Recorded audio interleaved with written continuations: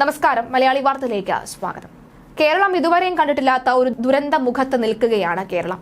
ഒരു പകച്ച കുഞ്ഞിനെ പോലെ തന്നെ എന്ത് ചെയ്യണമെന്നറിയാതെ ഒന്ന് പകച്ചു നിൽക്കുക തന്നെയാണ് കേരളം ഇപ്പോൾ ചെയ്തുകൊണ്ടിരിക്കുന്നത്. കേന്ദ്രം പറയുന്നു കേരളത്തിന് ഈ മുന്നറിയിപ്പ് നേരത്തെ നൽകിയതാണെന്ന്. എന്നാൽ കേരളം പറയുന്നു ഇത്തരം ഒരു മുന്നറിയിപ്പേ നൽകിയിട്ടില്ല എന്നും. പരസ്പരം അവർ വാദിച്ചുകൊണ്ടേയിരിക്കുകയാണ്. പക്ഷേ ജീവനുണ്ടോ ജീവനില്ലയോ എന്ന് പോലും ഉറ്റവരുടെ അവസ്ഥ എന്താണ് എന്ന് പോലും അറിയാൻ കഴിയാതെ മറ്റ് സ്ഥലങ്ങളിലും കേരളത്തിലും എന്തിന് വയനാട്ടിലെ ദുരിതാശ്വാസ ക്യാമ്പുകളിലും പലയിടങ്ങളിലും ഉള്ള നിലവിളി നമ്മൾ കേട്ടുകൊണ്ടേയിരിക്കുകയാണ്. കേരളം ഒന്നും പഠിക്കാൻ പോകുന്നില്ല. 2018 പ്രളയവും അതിനുശേഷമുണ്ടായ പ്രളയത്തിൽ നിന്നും ഒന്നും കേരളം ഇതുവരെയും പഠിച്ചിട്ടില്ല. 2018 പ്രളയത്തിൽ പോലും പിടിച്ചു നിന്ന തിരുവനന്തപുരത്ത് പോലും ഒരു ചെറിയ മഴ ഒന്ന് ആഞ്ഞു പെയ്തു കഴിഞ്ഞാൽ ഇപ്പോൾ നല്ല രീതിയിൽ വെള്ളം പൊങ്ങുന്നതാണ്. എന്നിട്ടും വലിയ മാറ്റമൊന്നും ഉണ്ടായിട്ടില്ല. പ്രത്യേകിച്ച് വേണ്ട തരത്തിലുള്ള ഒരു നടപടിയും ഉണ്ടായിട്ടില്ല. ആമയിഴഞ്ചാൻ തോട്ടിൽ ജോയി വീണ് മരിച്ചപ്പോൾ 2 ദിവസം നീണ്ടുനിന്നു ആമയിഴഞ്ചാനിലെ വൃത്തിയാക്കൽ. പിന്നീട് അത് അവിടെ നിന്നു. ഇപ്പോഴിതാ വയനാട്ടിൽ മണ്ണിടിച്ചിലുണ്ടായപ്പോൾ, ഉരുൾപൊട്ടൽ ഉണ്ടായപ്പോൾ രക്ഷാപ്രവർത്തനം അതിരൂക്ഷമായി തുടരുകയാണ്. അർജുനായുള്ള തിരച്ചിൽ അവിടെ നിൽക്കുന്നു. എന്തായെന്ന് ആർക്കും അറിയില്ല.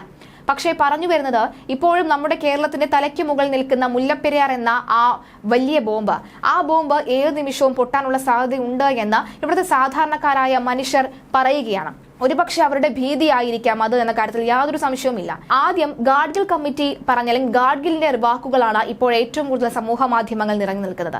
അതിൽ പ്രധാനമായി ഗാഡ്ഗിൽ കമ്മിറ്റി പറഞ്ഞ കാര്യങ്ങളിൽ പ്രധാനമായുള്ള കാര്യം എന്ന് പറഞ്ഞു കഴിഞ്ഞാൽ അദ്ദേഹം വ്യക്തമായി പറഞ്ഞിരുന്നു, ഇത് ഇംഗ്ലീഷിലാണ് ഈ റിപ്പോർട്ട് ഉള്ളത്.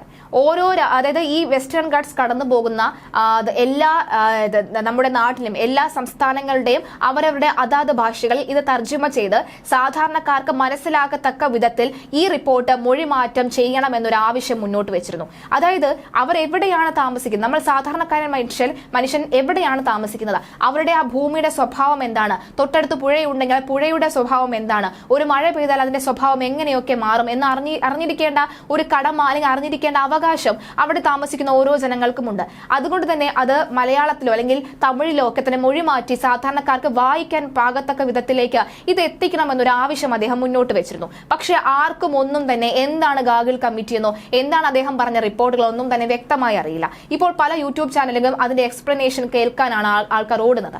അതുപോലെ തന്നെയാണ് മുല്ലപ്പെരിയാറിന്റെയും കാര്യം. മുല്ലപ്പെരിയാറിന്റെ വിഷയം പഠിക്കാനും അതിനെക്കുറിച്ച് ചർച്ച ചെയ്യാനും പലരും എത്തുന്നുണ്ട്, ശരിയാണ്. പക്ഷെ എന്ത് പഠിച്ചു, എന്താണ് അവിടെ സംഭവിക്കുന്നത്, എന്താണ് അവിടെ നടക്കാൻ പോകുന്നത്, ഇനി എന്താണ് സാധാരണക്കാരുടെ മനുഷ്യൻ ചെയ്യേണ്ടത് എന്നുള്ള സാധാരണക്കാരന്റെ ചോദ്യങ്ങൾക്ക് ആരും തന്നെ മറുപടി നൽകുന്നില്ല എന്നതാണ് വാസ്തവം.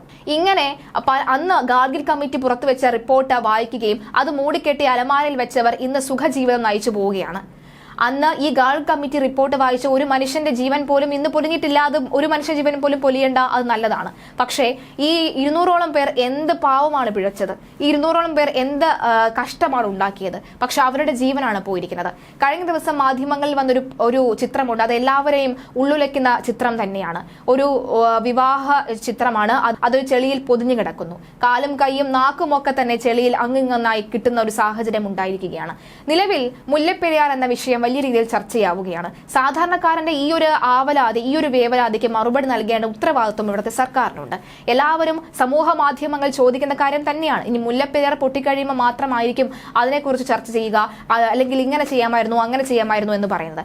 ഇനി അഥവാ മുല്ലപ്പെരിയാറിന് മറ്റ് കേടുപാടുകളില്ല, അത് സുരക്ഷിതമാണ് എന്നുണ്ടെങ്കിൽ കൺവിൻസ് ചെയ്യിപ്പിക്കുക, അല്ലെങ്കിൽ കാര്യങ്ങൾ പറഞ്ഞ് മനസ്സിലാക്കാനുള്ള ആരെങ്കിലും മുന്നിട്ടിറങ്ങുക, കാര്യങ്ങൾ പറഞ്ഞ് മനസ്സിലാക്കുക, അങ്ങനെയുള്ള ആവശ്യങ്ങൾ ഇപ്പോൾ സാധാരണക്കാരായ ജനങ്ങൾ മുന്നോട്ട് വെക്കുകയാണ്. അടുത്ത ഊഴം മുല്ലപ്പെരിയാർ ആണെന്ന് തന്നെയാണ് ഇവിടുത്തെ ജനം പറയുന്നത്.